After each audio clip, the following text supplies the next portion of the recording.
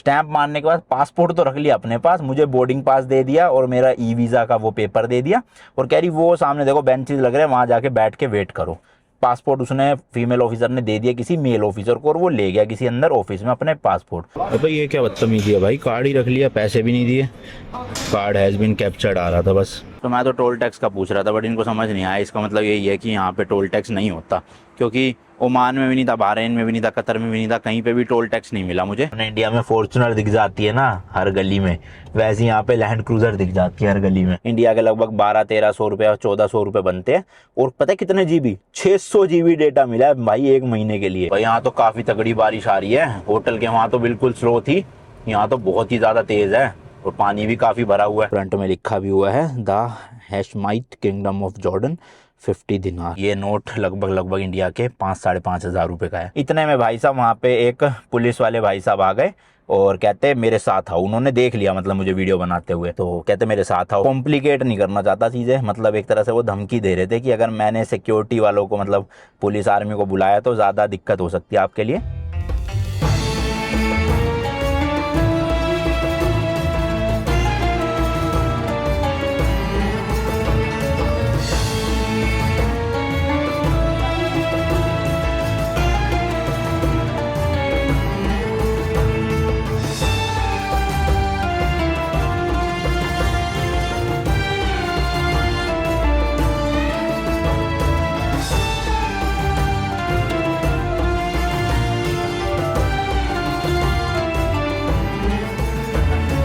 भाई जॉर्डन की capital city अमान के इंटरनेशनल एयरपोर्ट से बाहर निकल चुका हूँ, और आते ही पुलिस ने पकड़ लिया था, सारी फुटेज वुटेज सब डिलीट करवा दी है। अब व्लॉग यहीं से शुरू हो रहा है, जितना भी फ्लाइट का एक्सपीरियंस था सब गया। I take permission, they said outside building. Okay no no okay هاي نو okay هاي شو سولف عربي Indian انديان English هاي انجلش Yeah. هاي نو okay هاي شفتك مرة كلاس مرة الثانية اوبن اوبن this. لا انا شفته مرة ثانية। लो भाई कार रेंटल वाले लेने आ गए अपने को। तो अभी भाई आपने लास्ट क्लिप में भी देखा कि जब मैं वीडियो बना रहा था तो उन्होंने मना कर दिया। हालांकि जो अंदर जब मुझे रोका था और जहाँ पे डिलीट करवाई थी तो उन्होंने कहा था कि बिल्डिंग के बाहर जाके बना लो, कोई दिक्कत नहीं है, अंदर अलाउड नहीं है। अब मैं बाहर आके बना रहा, बाहर भी उन्होंने मना कर दिया। मैंने कहा छोड़ो भाई, अब गाड़ी उठाते हैं, वहीं से शुरू करेंगे व्लॉग। इतनी देर जो इतनी इन्फॉर्मेशन दी सब पानी में। तो एयरपोर्ट से भाई 5 मिनट दूर है इनका अपना जो ऑफिस है ना कार रेंटल वालों का, वहाँ से अपने को गाड़ी मिलेगी। अब यहाँ तो बना ही सकते हैं भाई, यहाँ तो किसी को क्या ही दिक्कत होगी। तो ये पूरा ऐसे एयरपोर्ट वाला एरिया था, लगभग 25-30 फुटेज थी, सब की सब खत्म। अभी तो अच्छा हुआ भाई ये सऊदी वाली भी वो करवा देते डिलीट, बट मैंने कहा ये आप चेक कर सकते हो, ये तो सऊदी अरेबिया की है, इससे आपको क्या लेना देना।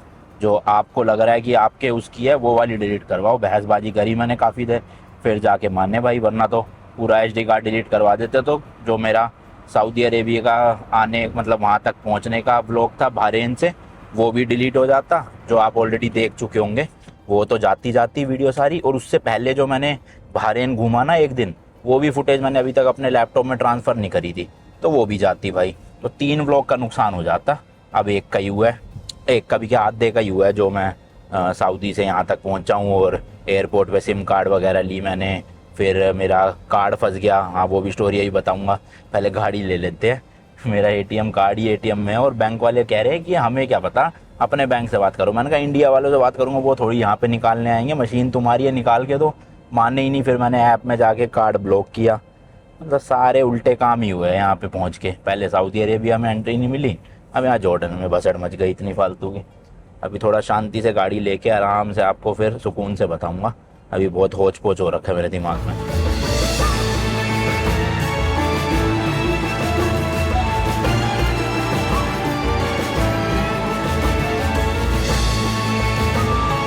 तो भाई पहुंच गया, ये रहा ऑटो यूनियन कार रेंटल।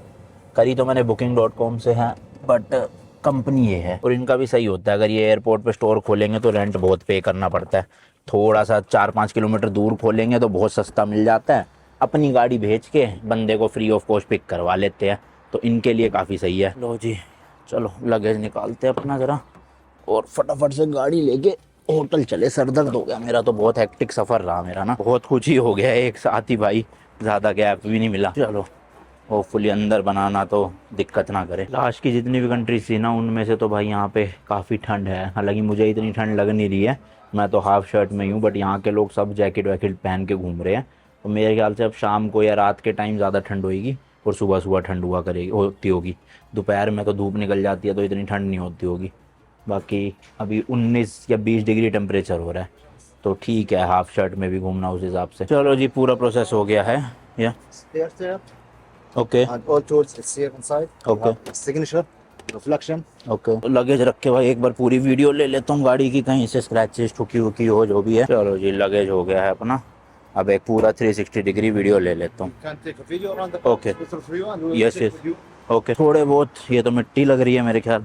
ये हल्का सा बम्पर निकला पड़ा है भाई, बाकी आगे है हल्का फुल्का ये पेंट सा कर रखा है। मेजर डेंट तो फिलहाल कोई नहीं है आगे, थोड़ा सा ये हो रहा है, ये हो रहा है टूटा हुआ, इधर की तरफ टूटा पड़ा है ये। बाकी ये नॉर्मल स्क्रैचेस वगैरह है। पेट्रोल पंप पे ही है असल में इनका ऑफिस ना। वही जैसे कि मैंने बताया, ज्यादातर तो पीछे से आगे से ही ठुकी होती है गाड़ियाँ, और इसके अलावा तो कहीं से साइडों से लगना तो बहुत रेयर चांस में होता है। ठीक है, साफ सुथरी कंडीशन में है। You have crank here. Okay, ये क्रैक है लाइट में थोड़ा सा। लाल गाड़ी मिली है भाई, चटक एकदम मस्त। किया की है ये, वही पैगस पैगस। This is the car registration. Sometimes Okay. police will do just for check first. Okay. This card and the driver license.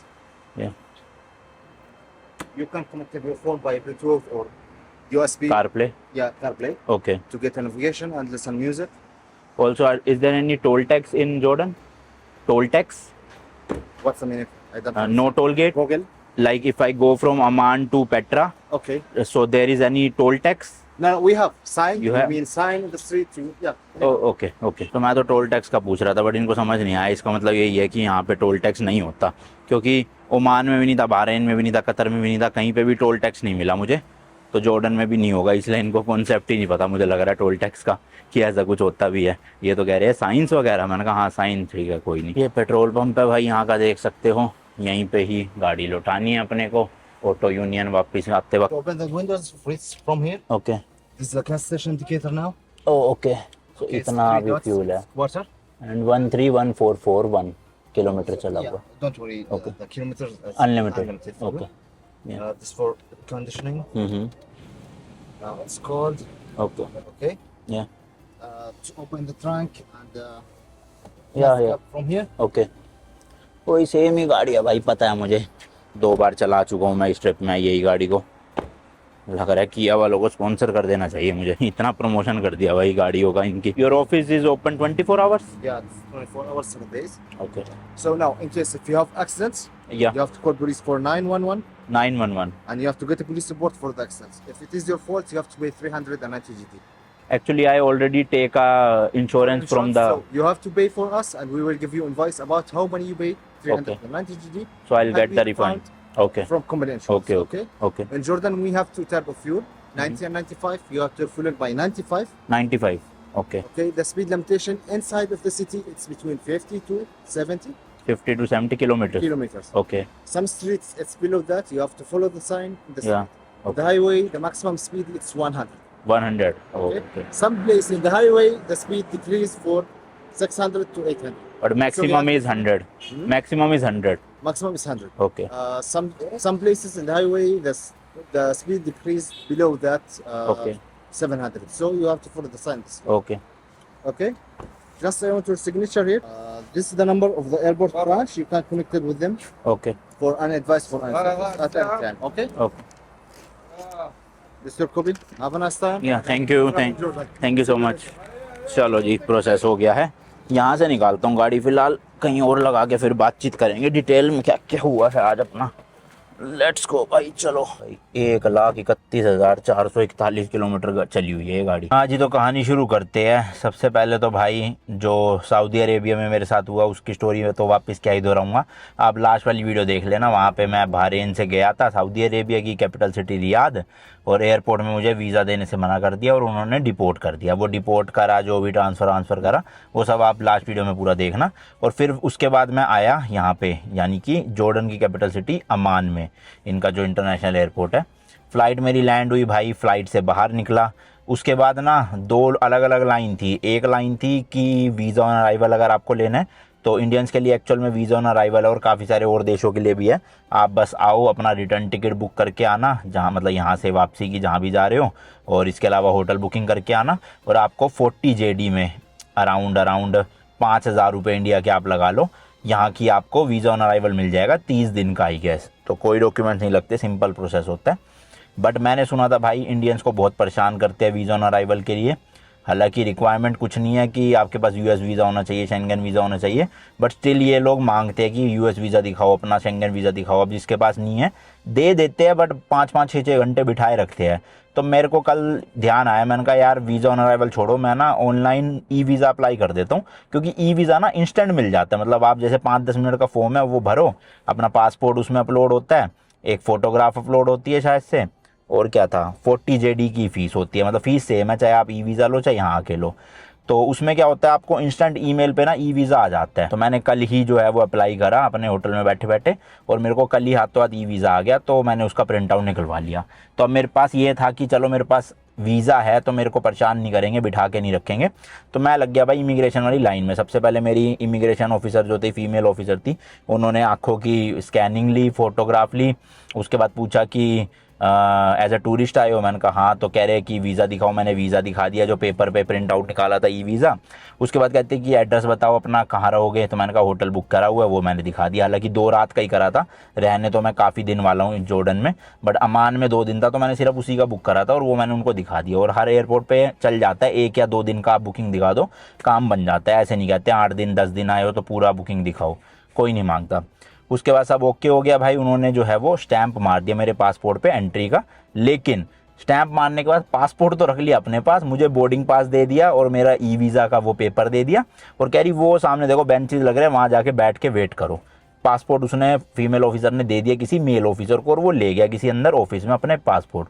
अब जहाँ पे मैं गया बैठने भाई, वहाँ पे कम से कम 15 से 20 इंडियंस। अब वो सारे इंडियंस थे या हो सकता है उसमें पाकिस्तानी भी हो, बांग्लादेशी भी हो, क्योंकि दिखने में सेम से थे सब। तो मान के चलते हैं, मान लो इंडियंस ही थे वो। 15 से 20 लोगों को वहाँ पे बिठा रखा था, और वहीं पे मेरे को भी बिठा लिया। अब 15 मिनट हुए, 20 मिनट हुए, मेरे जो साथ में भाई साहब थे, मैंने उनसे पूछा कि आप इंडियन हो? कहते हैं हाँ। मैंने कहा आपको क्यों बिठा रखा? कह रहे पता नहीं पासपोर्ट लेकर गए हुए। और मैंने कहा कितनी देर हो गई? कह रहे 15-20 मिनट हो चुके हैं। जब मैं आया था वहाँ पे बैठा था, उस वक्त मैंने पूछा था। तो उन सब के गले में ना एक कोई बैग सा टंग रहा था किसी जॉब वाली कंपनी का। तो शायद किसी कंपनी के थ्रू वो लोग आए हैं यहाँ पे काम करने, और मैं था भाई टूरिस्ट, क्योंकि मेरे पास टूरिस्ट वीज़ा था। खैर छोड़ो, कोई बात नहीं। उनको बिठाए रखा था कईयों को, कुछ लोग तो ऐसे थे 1-1, 2-2 घंटे से भी बैठे हुए थे। फिर मैं भी बैठा रहा 15-20 मिनट, 30 मिनट लगभग, हाँ 25-30 मिनट बिठाए रखा। उसके बाद एक भाई साहब आए मेरा पासपोर्ट लेके, बोलते अनमोल जायसवाल। मैंने कहा यस। पासपोर्ट दिया और कहते जाओ आप, मतलब वेलकम बोल दिया। तो बस इतना सा प्रोसेस हुआ। अब देखो वीज़ा मेरे पास था ऑलरेडी, तब भी मुझे वहाँ पे 25-30 मिनट वेट करवाया। पता नहीं क्या चेक करवा रहे थे पासपोर्ट में, और स्पेशली इंडियंस को ही पकड़ के रखा हुआ था सबको। बाकी दूसरे नेशनैलिटीज़ के जितने लोग थे, क्योंकि कुछ इंडियंस जो कनाडा पासपोर्ट के साथ आए थे ना, मेरे आगे लगे हुए थे इमिग्रेशन की लाइन में, उनके पास पासपोर्ट था कैनेडियन, बट वो थे इंडियन। तो वो उनको भी भाई 1 मिनट के अंदर अंदर जाने दिया। मतलब उनको कोई बिठा के नहीं रखा, कोई कुछ नहीं। सिर्फ जो हमारा इंडियन पासपोर्ट होल्डर्स थे ना, उनको अलग से बिठा रखा था, और उनका पासपोर्ट पता नहीं एक ऑफिस में भेज रहे थे, और वहाँ पे पूरी कुछ ना कुछ उनसे चेकिंग कर रहे थे पासपोर्ट की। अब क्या करते हैं मुझे नहीं पता भाई। तो उन सब में से जितने लोग बैठे थे, सबसे पहले मेरा ही पासपोर्ट आया, मेरे को ही कहा जाओ। अब उन लोगों को कितने देर बिठाएंगे भगवान जाने, क्योंकि मैंने कई वीडियोज़ ऐसी देखी है, जो लोग सुबह 5-6 बजे लैंड हुए थे ना, उनको भाई 8-8, 10-10 घंटे बिठाए रखा वीज़ा ऑन अराइवल के चक्कर में। तो इसलिए मैंने सोचा था कि वीज़ा लेकर आऊँगा, बट वीज़ा में भी मुझे बिठा के रखा, सोचो। तो इसलिए मैं रेकमेंड करूँगा एटलीस्ट वीज़ा लेकर आना भाई, इंस्टेंट मिल जाता है। 40 JD की फ़ीस भरो, 5,000 रुपये लगभग इंडिया के, और आपको वीज़ा मिल जाएगा। अगर आप वीज़ा ऑन अराइवल अप्लाई करोगे ना यहाँ के, फिर तो आपको भैया बहुत देर बिठा के रखने वाले हैं। तो बेटर है लेकर आना। अब ये सब हो गया भाई, ठीक है, मेरे पासपोर्ट मुझे मिल गया। मैं आ गया बैगेज वाली बेल्ट के वहाँ पर, अपना लगेज उठाया मैंने। उसके बाद मेरे को सामने दिख रहा था एक ATM, तो मैं गया ATM, अपना FI का जो मेरा कार्ड है ना, वो मैंने डाला। अराउंड इंडिया के 25-26 हज़ार रुपये निकालने थे। तो भाई अभी मैं फ़िलहाल 200 JD निकलवा रहा हूँ। मेरे हिसाब से काफ़ी रहेंगे, 25-26 हज़ार रुपये बनते हैं इंडिया के। ये देखो है ही नहीं भाई, 150 है, 50 है, 200। तो अदर में करके कैश विड्रॉल अब 200 निकाल लेता हूँ। चलो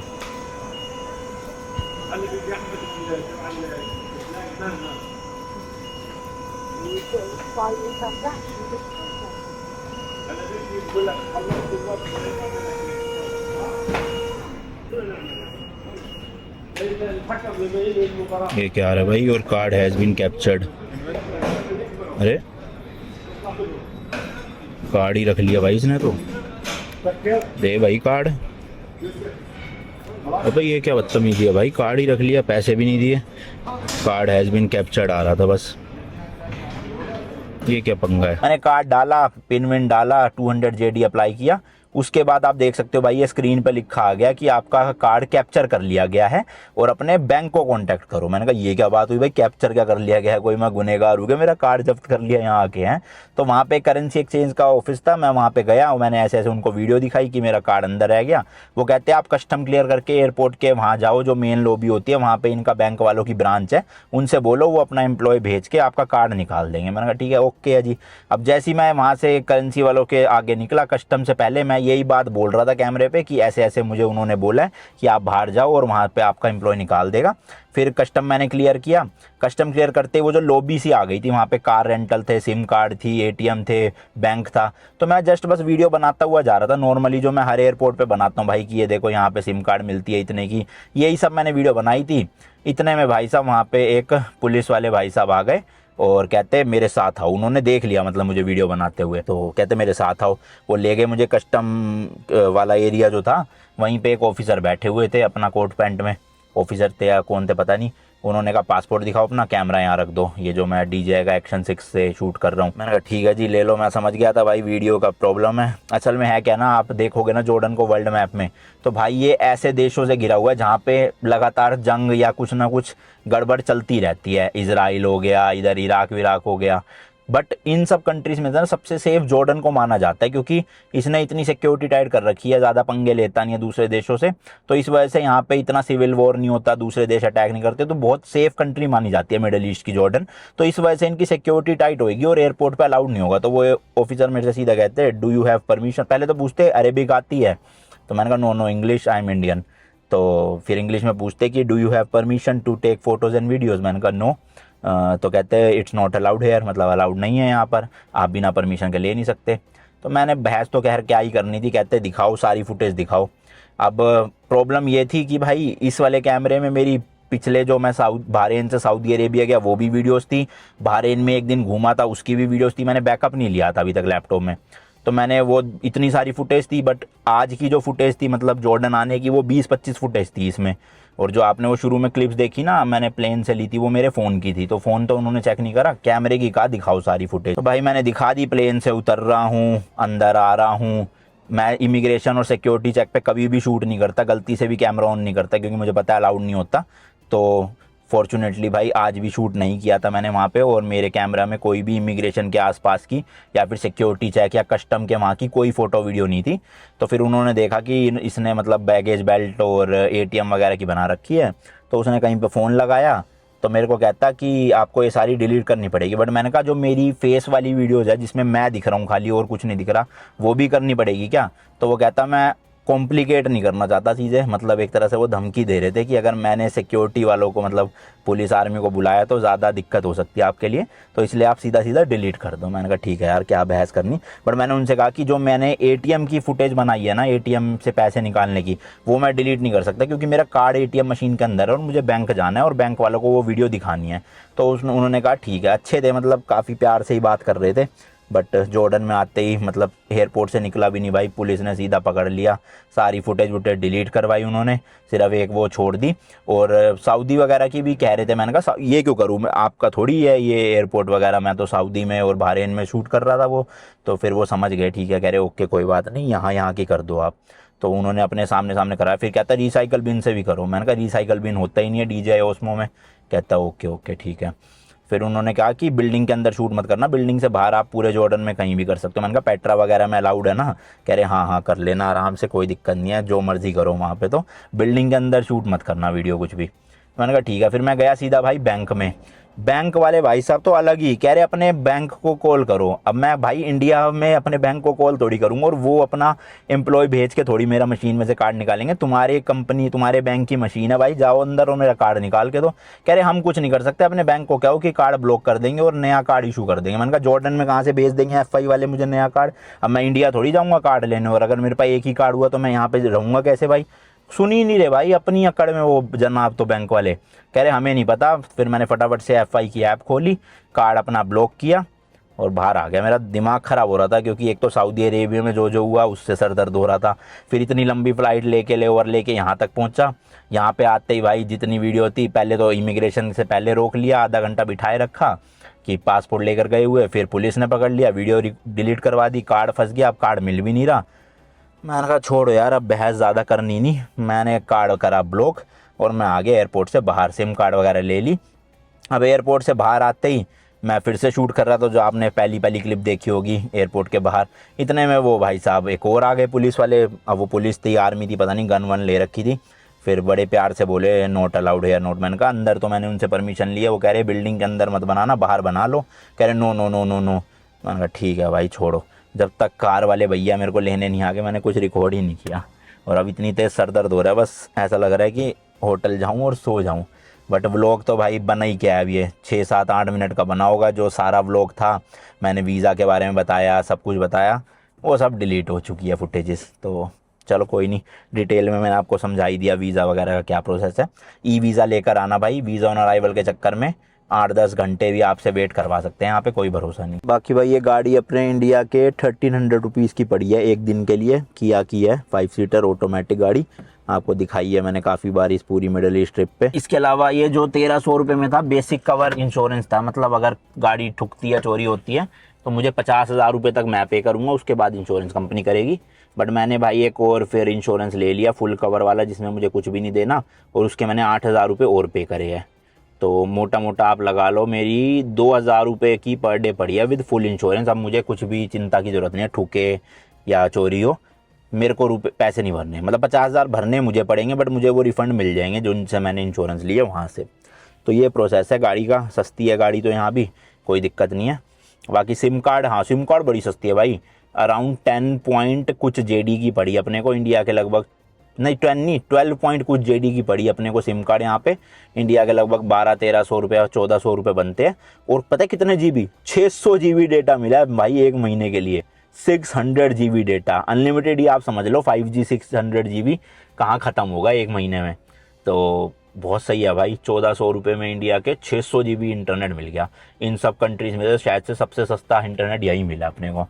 तो सिम कार्ड ले ली मैंने, अब फटाफट से यहाँ से चलते हैं होटल, और करेंसी भी निकलवानी पड़ेगी ATM से दूसरा कार्ड यूज़ करके। वो कार्ड तो मेरा गया। अराउंड भाई 40 से 45 मिनट की ड्राइव है एयरपोर्ट से होटल की। सिटी सेंटर के आसपास ही होटल लिया मैंने, और ड्राइविंग रूल सेम है भाई, क्योंकि गाड़ी का स्टीयरिंग व्हील लेफ़्ट साइड में है, तो इसी वजह से बाकी जो ओमान वगैरह में मैंने आपको रूल्स बताए वही सेम यहाँ पे भी लागू होते हैं। बस इंडिया से अपोजिट है, मतलब इंडिया में अगर आपको राइट से ओवरटेक करना है तो यहाँ पे आपको लेफ़्ट से करना है और रोड के इस तरफ चलना है। तो वही है भाई बेसिक, कोई दिक्कत नहीं है ऐसे चलाने में।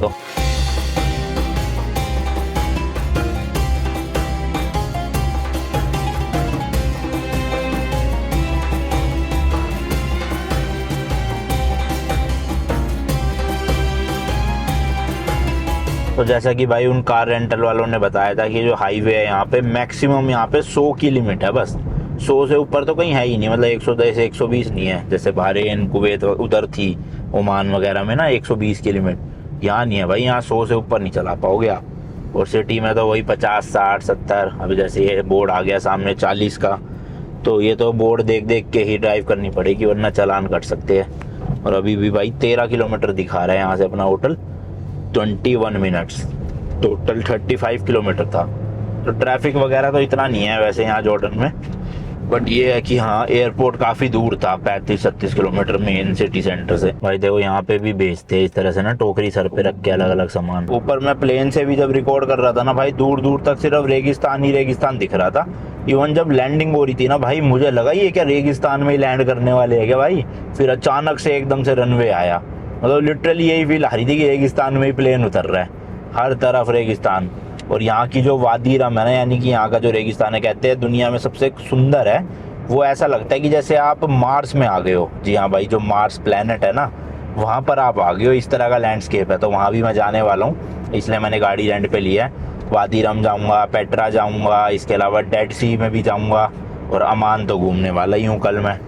तो अच्छा खासा रोड ट्रिप हो जाएगा अब अपना यहाँ पे। अच्छा, रेगिस्तान के साथ साथ ना भाई पहाड़, ये चट्टाने टाइप की भी बहुत है।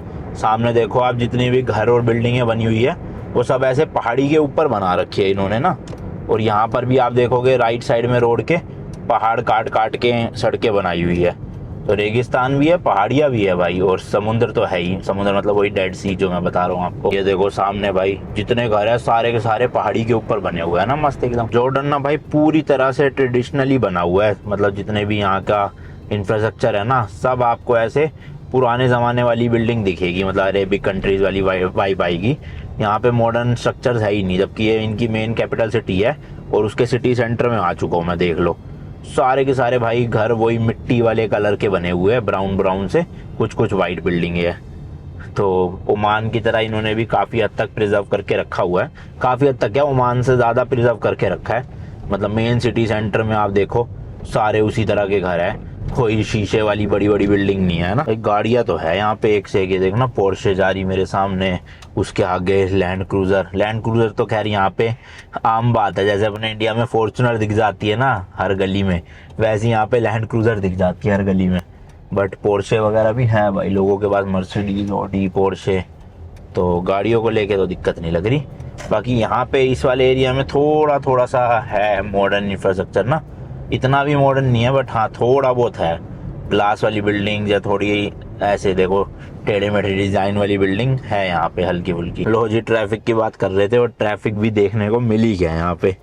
हालांकि अब 4 किलोमीटर बचा हुआ है अपना होटल। एक कट मेरे से बीच में मिस हो गया था, इस वजह से 1.5-2 किलोमीटर बढ़ गया फालतू का। बट अब मैं सही रास्ते पे हूँ। और यहाँ पे है जाम, क्योंकि ये बिल्कुल ही सिटी सेंटर आ गया होगा ना अब। तो अब हर देश के सिटी सेंटर में तो भाई भीड़ होती है, क्योंकि पार्किंग का इशू होता है, लोग आ रहे हैं शॉपिंग करने के लिए, रुक रहे हैं, तो इसलिए थोड़ा बहुत जाम लग जाता है। और रेड लाइट वगैरह भी होंगी इसलिए। बाकी नंबर प्लेट भी देख लो भाई यहाँ की गाड़ियों की कैसी होती है। ऐसे ग्रीन कलर का पहले बना हुआ है, उसमें लिखा है जॉर्डन, और आगे जो है वो सिर्फ डिजिट्स है, मतलब नंबर वाली, कोई भी अल्फ़ाबेट्स वगैरह नहीं है, देख सकते हो है ना। 50325228 इस तरह से पूरा का पूरा नंबर ही है। पहले 2 डिजिट होते हैं, ये शायद से सिटी का कोड होगा कि किस सिटी की गाड़ी है रजिस्टर्ड, और उसके बाद जो 5 डिजिट का नंबर है वो मेन नंबर हो गया। तो इस तरह से नंबर प्लेट्स हैं यहाँ की। भाई एरिया तो अच्छा है अपने होटल के आसपास का ना। 700 मीटर बच गया बस होटल यहाँ से। अब जहाँ तक मुझे ध्यान है, मैंने चेक करा था कि पार्किंग थी अवेलेबल, फ्री पार्किंग। बट ये इन्होंने इतना जाम सा क्यों लगा रखा है। तो चलो खाने का भी कुछ मिल जाएगा आसपास से ही ना। भूख भी बहुत तेज़ लग रही है मेरे को तो।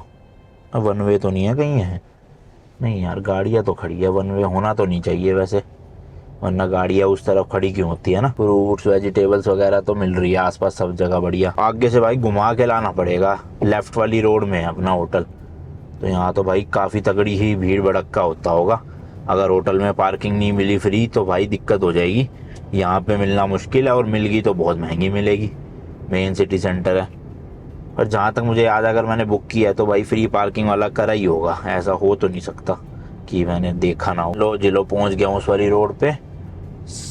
107 मीटर दिखा रहा है, 170 लेफ्ट साइड में आएगा। शेफर्ड होटल नाम है। किधर है किधर है किधर है? यही है शायद से। तो यहाँ दबा लेता हूँ भाई। ओह एटीएम भी है भाई होटल के बाहर ही, कमाल हो गया। यही होटल है भाई, यहीं गाड़ी लगा देता हूँ अभी के लिए फ़िलहाल साइड में। फिर इनसे पूछूंगा पार्किंग का क्या जुगाड़ है, बताएंगे। ये एरिया चूज़ करा है भाई, ये होटल है और वो रहा एटीएम, मस्त पैसे निकल जाएंगे। अभी के लिए तो फिलहाल गाड़ी यहीं पे खड़ी करी है, इनसे पूछ के फिर देखते हैं। India You're welcome. हाँ थैंक यू। حجز हाँ في حجز व्हाट बुकिंग क्या या बुकिंग या। तो भाई 3 स्टार लगा रखे, शायद 3 स्टार होटल है, शेफर्ड होटल नाम है ये रहा। तो ये भाई साहब मिल गए अपने को बाहर ही, चाबी इन्होंने ले ली है गाड़ी की, शायद से ये खुद पार्किंग कर देंगे, वैले सर्विस टाइप होगा कुछ। देखो भाई सर्दियाँ आ चुकी है यहाँ पे, हर जगह इस तरह के ना हीटर चल रहे हैं यहाँ पे ना, मस्त आग से गरम गरम कर रखा है, या फिर एसी वाले हीटर लगा रखे हैं। चलो जी चेक इन हो गया है, थैंक यू। सेकंड फ्लोर पे जाना है। गाड़ी की चाबी तो भाई नीचे ही रख ली है उन्होंने। रूम है अपना 202 इस तरफ। लिफ्ट भी बड़ी पुराने ज़माने की थी भाई, जैसे इजिप्ट में होती थी ना उसी टाइप की। अबे कहाँ है 202? अच्छा इधर की तरफ बने हुए ये रे। ठीक ही लग रहा है होटल लॉबी से तो। बाकी देखते हैं अंदर से कमरा कैसा है। डिजिटल वाले लोग नहीं है, नॉर्मल चाबी वाले लोग चलते हैं अभी भी। लगाते हैं जी, लेट्स गो। अरे बढ़िया, कम लाइट है यार बहुत यहाँ तो ये भाई रूम है अपना। एक बेड है यहाँ पे डबल, इधर टेबल वेबल लगे हुए हैं। ये शायद दूसरे रूम का दरवाज़ा कनेक्टेड होगा जो खुलेगा नहीं ऑब्वियसली। बाकी टेलीफोन वगैरह। रूम देखते हैं, स्ट्रीट व्यू है तो गाड़ी भी दिख जाएगी अपनी। नहीं भाई बैक व्यू है ये तो, खिड़की भी खुली छोड़ रखी है। बाकी इधर एक वार्डरोब है भाई, ठीक ठाक। फ्रिज लगा हुआ है, टीवी लगा हुआ है, एंड इधर है वॉशरूम। थोड़ा सा पुराना टाइप का होटल रूम है ये, बट ठीक है, साफ़ सुथरा है, काम चल जाएगा। मेरे को लगा था जॉर्डन ना सस्ता होगा होटल्स के मामले में, बट सस्ता है नहीं भाई। यहाँ पे भी होटल पर नाइट 3-3.5 हज़ार से कम में ढंग के हैं नहीं। और ये वाला मुझे पड़ा है भाई 7,200 रुपीज़ का फॉर 2 नाइट्स। तो वही 3600 रुपये लगा लो इंडिया के एक रात के। महंगाई है ना। अभी थोड़ी देर रेस्ट मारता हूँ, फिर देखूँगा कुछ बाहर जाके, पैसे भी निकालने हैं ना, और साथ में अपना खाने का भी इंतज़ाम करूँगा। नेक्स्ट मॉर्निंग भाई आज है नेक्स्ट डे, और सुबह 6 बजे से 6 नहीं 6:30 बजे मेरी आँख खुली थी, तब से लगातार बारिश हो रही है। और सुबह तो बहुत तेज़ हो रही थी, अभी तो फिर भी काफ़ी हद तक स्लो हो गई है। देखो अभी फ़िलहाल दोपहर के 3 बज रहे हैं। पूरा दिन आज का वेस्ट हो गया, क्योंकि अमान सिटी का टूर करना था आज मुझे, बट बारिश की वजह से जा नहीं पाया, क्योंकि पैदल पैदल ही घूमना था भाई, बारिश में तो क्या ही घूमता। मैंने सोचा फिर छोड़ो, बट अब भूख लग रही थी तो इंडियन रेस्टोरेंट भी जाना था। एक्चुअल में कल मैं इतना थक गया था कि जैसे ही मैं होटल रूम के बेड पे लेटा, वहीं पे ही मेरे को नींद आ गई थी। तो ना तो मैं करेंसी निकालने लेकर गया, और ना ही मैं कुछ खाना खाने गया। तो अभी फ़िलहाल के लिए पहले पैसे निकलवाते जो ATM है पास में, और फिर चलते इंडियन रेस्टोरेंट। गाड़ी से ही जाना पड़ेगा, क्योंकि और तो कोई रास्ता है नहीं। और इन्होंने मेरी गाड़ी कहाँ खड़ी करी है, वो खड़ी है भाई गाड़ी। तो चलो अब बारिश में ही थोड़ा निकलना तो पड़ेगा ही, क्या कर सकते हैं। ATM तक ये रहा बस। ठंड बहुत हो गई है भाई एकदम से, कल इतनी लग रही थी बारिश की वजह से, अब तो बैंड ही बज गई। ये चल ही नहीं रहा क्या भाई, ये तो प्लीज़ वेट ऐसा कुछ आ रहा है। फिट यार, अब करेंसी कैसे निकालूं। और ये मेरा अब नियो ग्लोबल का कार्ड बचा है, FI वाला तो मैंने बताया ना कल ATM में ही छूट गया था। अब ये भी अगर छूट गया तो टेंशन हो जाएगी बहुत ज़्यादा, तो मैं रिस्क लेना नहीं चाहता। तो इंडियन रेस्टोरेंट चलते हैं यहाँ से, और वहीं पे ही देखता हूँ कोई ATM आसपास होगा तो निकलवा लूँगा। और इंडियन रेस्टोरेंट में तो कार्ड से पेमेंट हो ही जाएगी अपनी। एक इसका भाई ये रिमोट वाला बटन काम नहीं कर रहा, चाबी लगा के ओपन करनी पड़ रही है गाड़ी ना। अब खुल गई, चलो जी चलो, लेट्स गो। बारिश हो तो रही है बहुत, हल्की हल्की बूंदाबांदी। सुबह तो भाई साहब ऐसे गरज रहे थे बादल जैसे कि बॉम्बिंग हो रही हो, ऊपर से किसी ने बम फोड़ दी हो, इतनी तगड़े वो बादल गरजे है। चलो जी लेट्स गो, देखते हैं अमान में इंडियन रेस्टोरेंट। पंजाबी हट के नाम से है, अराउंड 9.3 किलोमीटर दिखा रहा है अपने होटल से। तो कोई नहीं, चलो एक ड्राइव भी हो जाएगी। चलते हैं जल्दी जल्दी होटल पहुंचते हैं। बाकी अमान सिटी का जो टूर है ना, वो तो मैं आपको फिर कल दूंगा, मतलब मेरे को एक दिन और यहाँ पे एक्स्ट्रा करना पड़ेगा। तो नेक्स्ट व्लॉग में आप देखना फुल। अभी के लिए मैं सिटी नहीं दिखा रहा, बस ये जो छोटे मोटे काम है वो निपटाने। और हाँ, मेरे को हेयर कट भी करवाना है भाई, और साथ में बियर ट्रिम भी करवानी है, काफ़ी बढ़ चुकी है क्योंकि। तो ये काम भी आज ही हो जाएगा, कल से फिर मैं एक्सप्लोर कर सकता हूँ सिटी पूरी। चलो जी चलो लेट्स गो, मिलता हूँ आपसे सीधा इंडियन रेस्टोरेंट में। जनरली भाई जनवरी फरवरी में बारिश होनी तो नहीं चाहिए, पता नहीं अचानक से क्यों हो गई, क्योंकि पिछले जितने भी मैं देश गया हूँ कहीं पे भी बारिश का नामो निशान नहीं था। और यहाँ तो भाई आधे ज़्यादा रेगिस्तान है, फिर भी इतनी तगड़ी बारिश हुई है। नीचे ही रखना है अपने आप को। सुबह से नहाया भी नहीं, पता नहीं मेरे बाथरूम में पानी नहीं आ रहा, मतलब पानी आ रहा है लेकिन आग की तरह उबलता हुआ पानी आ रहा है, सिर्फ गीज़र वाला। जब टूटी को मैं लेफ्ट साइड में ठंडे के राइट साइड में ठंडे के लिए करता हूँ तो ठंडा पानी नहीं आ रहा, सिर्फ गर्म ही आ रहा है। तो उसको तो भाई टच भी नहीं करा जा रहा, इतना आग की तरह उबल रहा है वो पानी। तो इसलिए मैं नहाया नहीं। फिर मैंने सोचा चलो हेयर कट करवाया था, फिर उसके बाद ही नहाऊंगा आके।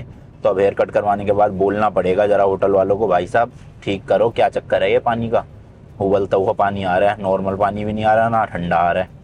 तो अगर ठीक कर दिया तो फिर नहा लूँगा, वरना मैं तो सोच रहा हूँ कि सैलून ऐसे ही जाऊँ कि जहाँ पर हेयर वॉश भी हो जाए हाथों हाथ, क्योंकि बाल कटने के बाद छोटे छोटे बाल रह जाते हैं सर पे, और बिना हेयर वॉश के फिर दिक्कत रहती है भाई। यहाँ तो काफ़ी तगड़ी बारिश आ रही है, होटल के वहाँ तो बिल्कुल स्लो थी, यहाँ तो बहुत ही ज़्यादा तेज़ है और पानी भी काफ़ी भरा हुआ है। ये जो मेरी मिडिल ईस्ट की ट्रिप है ना भाई, इन सब कंट्रीज़ में से सबसे ज़्यादा एक्साइटेड मैं जॉर्डन के लिए ही था और हूँ भी, स्पेशली पेट्रा के लिए, क्योंकि 7 वंडर ऑफ द वर्ल्ड में एक वंडर यहाँ पे है जिसका नाम है पेट्रा सिटी। तो मैं ताजमहल जा चुका हूँ और पेट्रा भी अब मेरा हो जाएगा एक और इसलिए मैं एक्साइटेड था यहाँ के लिए। बट अब बारिश की वजह से मुझे लग रहा है कहीं प्लान पूरा पोपट ना हो जाए। लेट्स सी, देखते हैं भाई कितनी बारिश रहती है, क्या रहता है सिस्टम। बाकी वो जो पंजाबी तड़का रेस्टोरेंट है वो आ ही गया, यहीं कहीं दिखा रहा है बस आसपास। गड्ढे बहुत हैं यहाँ, कहीं नीचे दिखा रहा है यार रेस्टोरेंट, इधर ही कहीं लेफ्ट में। चलो यहाँ लग रहा है पार्किंग तो मिल जाएगी भाई अपने को ना आराम से, बस कोई गड्ढा ना खुला हुआ हो, कहीं गाड़ी सीधा गड्ढे में जाए। तो भाई यहाँ से एंट्री है मार्केट की जिसके अंदर इंडियन रेस्टोरेंट है और बिल्कुल जस्ट यहीं पे गाड़ी लगाई है। फटाफट से गेट खोल के सीधा अंदर भागूंगा। पर चक्कर ये है ना भाई, गाड़ी लॉक होती नहीं है, इस बटन से खड़े होके लॉक करनी पड़ेगी, तो भीगूंगा तो सही थोड़ा बहुत। भीग गया भाई, भीग गया भीग गया भीग गया, लॉक हो जा। चलो, how much? 2 GD. Card, by card. Visa. Okay okay. तो भाई पेड पार्किंग है यहाँ पे, तो मेरे को लगा फ्री होएगी, महंगी है पार्किंग। 2 GD तो बहुत ज़्यादा महंगी है, ऑलमोस्ट इंडिया के 220 रुपये हो गए। बताओ पार्किंग खाना खाने के लिए 250 रुपये की तो पार्किंग दे रहे हो। तो ये भाई एक क्लोज्ड मार्केट टाइप की बनी हुई है, यहाँ पे काफ़ी सारे रेस्टोरेंट है अलग अलग कंट्री के। ये इटालियन हो गया, पास्ता वगैरह मिल रहा है, इधर देखो बर्गर वगैरह है। अपने को ढूंढना है पंजाबी हट, उसमें मिलेगा इंडियन खाना। लो भाई मिल गया, ये रहा पंजाबी हट। चलो जी खाते हैं। तो भाई जी ये मेन्यू है, वेज की तो आइटम बहुत कम है। पनीर टिक्का जैसे कि 5 JD का है तो अराउंड 600 रुपये का इंडिया के, और इसके अलावा 1-2 सब्जी अभी मिल जाएगी। नॉन वेज में तो चिकन वगैरह है काफ़ी, बट वेजिटेरियन में इतने ऑप्शंस नहीं है। वेजिटेबल बिरयानी मिल रही है 3.75 JD की। बाकी आलू परांठा भी है इनके पास और नॉर्मल रोटी वगैरह भी है, तो मैंने आलू परांठा ही मंगवा लिया, वही खा लूँगा। बाकी टेस्ट देखते हैं कैसा होता है भाई यहाँ का। जस्ट मैंने अभी भाई गूगल पे चेक किया तो मैं गलत था भाई। एक्चुअल में जो जॉर्डन का रेनी सीज़न है ना, वो नवंबर से लेकर मार्च तक रहता है, यानी कि नवंबर से मार्च के बीच में सबसे ज़्यादा बारिश होती है यहाँ पे। अब मैं अपना इंडिया की तरह समझ बैठा भाई कि जून जुलाई में बारिश होती है, मई में जुलाई बारिश होती है, बट ऐसा नहीं है। नवंबर से मार्च तक सबसे ज़्यादा बारिश होती है। तो ऑब्वियसली भाई ये जो जनवरी फरवरी मार्च 3 महीने हैं, इनमें तो बारिश होनी है। ये आ गए भाई अपने आलू के परांठे। एक मैंने मैंगो लस्सी भी मंगवा ली है, क्योंकि खाली सूखे परांठे तो क्या खाऊंगा। चलो खाता हूँ, टेस्ट फिर बताऊंगा कितना बिल आया और कैसा था। भाई ये आ गई अपनी गाड़ी मैंगो लस्सी, और देखना गिलास भाई कितना बड़ा है, ऐसे स्टील का मस्त। भाई एक वेज बिरयानी ना पैक भी करवा ली मैंने। टोटल 14.89 JD का बिल आया, इंडिया के लगभग 1500 रुपीज़, 15 या 1600 रुपीज़। अभी एग्जैक्ट करेंसी जो कन्वर्जन है वो ATM में देख के बताता हूँ। Is there any ATM here? ATM ايه في تحت على الشمال. Right side. انزل من هون okay في الباركينج نهايته مبينه. Okay thank you, शुक्रान। चलो भाई ATM है, इनको समझ तो नहीं आई इंग्लिश ज़्यादा, पर इन्होंने समझा दिया काफ़ी हद तक। वो भाई बारिश रुक चुकी है लेकिन ठंड नहीं ख़त्म हुई भाई, ठंड तो बहुत हो रही है तगड़ी। 2-4 दिन और रुक जाती है यार बारिश, मैं घूम फिर लेता अच्छे से। कल से तो लग रहा है 2-3 हुडी जैकेट वगैरह पहननी पड़ेगी, जिस हिसाब से ठंड है ना यहाँ। हो भाई कुल्फी जम रही है सही में। तो आई गेस वो सामने है एक ATM जहाँ तक मुझे लग रहा है। हाँ कहाँ भाई साहब, ओमान वगैरह में इतनी गर्मी थी और यहाँ जॉर्डन आते इतनी ठंड। मेरे को लगा था जॉर्डन में ठंड होगी, पर इतना नहीं सोचा था भाई, बारिश की वजह से तो बहुत ही ज़्यादा पड़ गई ठंड। चलो कोई नहीं। अभी वैसे इसके बाद मेरे को साइप्रस जाना है, जो कि एक कंट्री है, और ठंड तो वहाँ भी होगी थोड़ी बहुत। फिर मेरे को जाना है दुबई, तो दुबई में ठंड नहीं होगी, और फिर मैं इंडिया चला जाऊँगा। अब इंडिया में तो ऑब्वियसली ठंड होएगी भाई। मिल गया भाई ATM मिल गया, ये रहा।